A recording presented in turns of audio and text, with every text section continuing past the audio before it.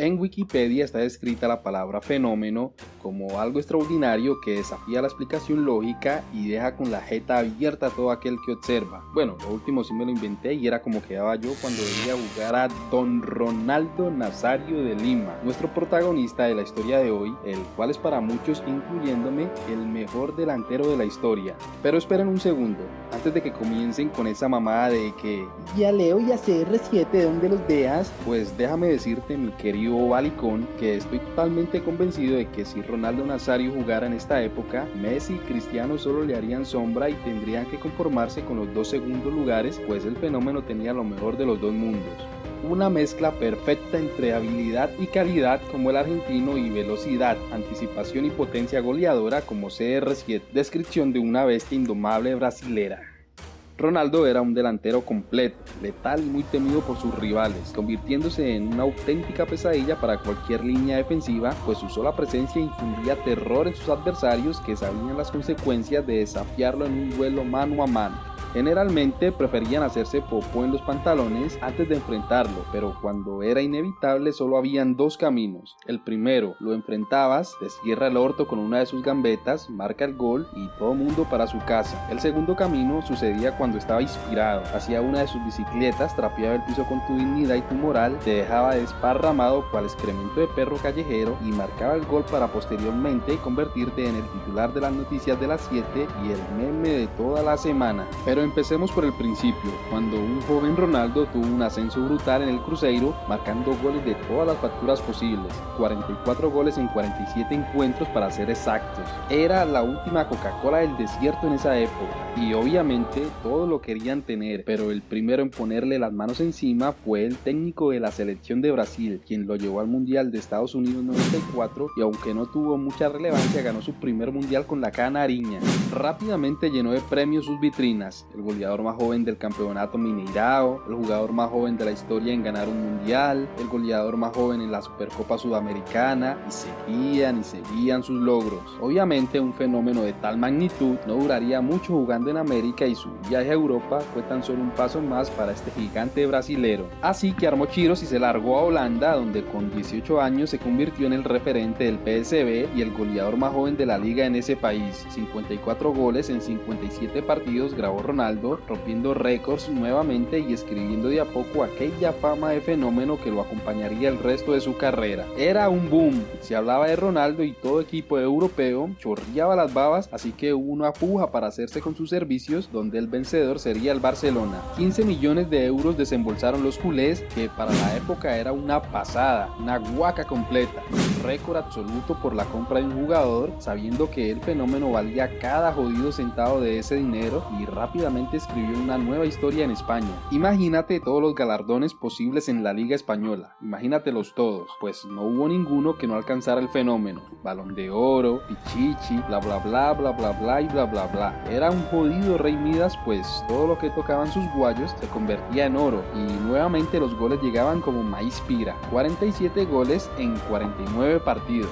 Realmente con este tipo me toca sacar la calculadora porque ya perdí la cuenta, era una máquina de anotar. Sin embargo, por esa época las directivas del Barcelona eran todos unos petardos y al parecer tenían a Serrín en la cabeza, pues dejaban escapar a sus jugadores estrella. Pasó con Figo y pasaría con Ronaldo, quien esta vez aterrizaría en Italia en el Inter de Milán, donde viviría toda una tragedia. Como ya era costumbre, sus números fueron espectaculares, 37 dianas en 47 partidos y el corazón de la grada en sus bolsillos. Simultáneamente jugaría su segundo mundial y su segunda final consecutiva. El fenómeno llevaba pólvora en sus botines y de su mano Brasil llegaría a la definición del evento. Era cuestión de tiempo para que se cantara el himno brasilero en lo más alto del fútbol mundial, pero qué va, nada más alejado de la realidad, pues un Zidane iluminado dijo no, Copa se queda aquí, y finalmente el campeón fue Francia. El golpe fue durísimo para Ronaldo y a partir de ese momento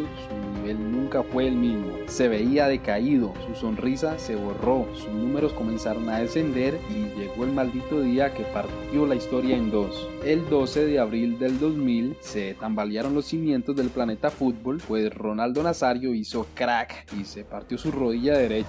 Estuvo mucho tiempo inactivo y los rumores de su retiro eran portadas de los principales diarios mundiales, pero estamos hablando del fenómeno, señores, y como tal no se dejaría vencer fácilmente. Así que Ronnie se sometió a una tortura física y psicológica con miras a su recuperación y el Mundial de Corea y Japón dando paso a un nuevo capítulo en su vida que llamaremos el Ave Fénix. Sí, señor, el regreso del Rey Ronaldo con todo su potencial se dio en el Mundial de Corea y Japón, goleador absoluto con 8 goles en 7 partidos, 2 de ellos en la gran final ante nada más y nada menos que la poderosa Alemania liderada por el careparto ese de Oliver Kahn. Y para que el regreso fuera aún más contundente, se une al Real Madrid y funda los temibles Galácticos al lado de Zidane, Beckham, Figo y Raúl. Todo parecía que volvía a la normalidad. De nuevo Balón de Oro, Pichichi y goles por montones firmarían su carta de presentación, pero de nuevo su némesis entraría a frustrar su carrera y una tras otra las lesiones lo mantendrían más tiempo en el hospital que en el terreno de juego. Ahora el reto era el Mundial Alemania 2006, donde un Ronaldo menguado y visiblemente afectado lograría marcar 3 goles y sellar su nombre en la historia como el máximo goleador de los mundiales con 15 anotaciones. Sin embargo, este era el principio del fin de la leyenda.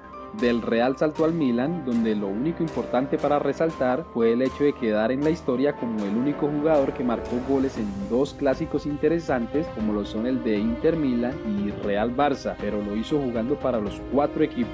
Su otra rodilla falló y al recuperarse viajó a su natal Brasil para dar las últimas pinceladas de magia ante su gente. En el 2011, después de luchar ante las interminables lesiones, decide colgar los guayos y dejar atrás cualquier cantidad de récords rotos. 2 balones de oro, más de 20 títulos y una fila incontable de cinturas rotas con sus gambetas, las cuales dejan en la historia al fenómeno en lo más alto del fútbol mundial. Gracias.